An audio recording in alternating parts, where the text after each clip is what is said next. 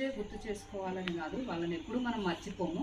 ప్రత్యేకంగా కార్గిల్ డే రోజు ఇంకా ఇలాంటి మహావీరులు వీళ్ళందరూ మళ్ళీ మన భరత భూమి మీద మళ్ళీ మళ్ళీ పుట్టాలని, ఇలాంటి మహానుభావులు ఇలాంటి ధైర్యశాలులు పుట్టాలని కోరుకుంటూ మనం ఈరోజు స్మరించుకుంటున్నాము.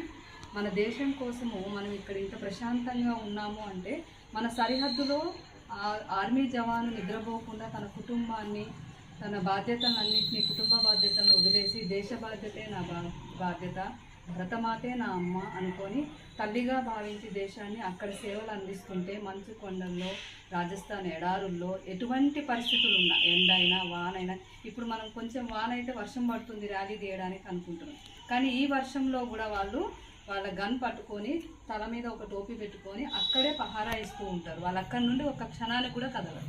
వాళ్ళు కనుక వర్షం అని లోపలికి వెళ్ళిపోయారు అనుకోండి, అటువైపు నుండి అటాక్ జరుగుతుంది, మనము చాలా నష్టపోతాం. కాబట్టి అలాంటి వీరుల్ని మనం స్మరించుకోవాలి.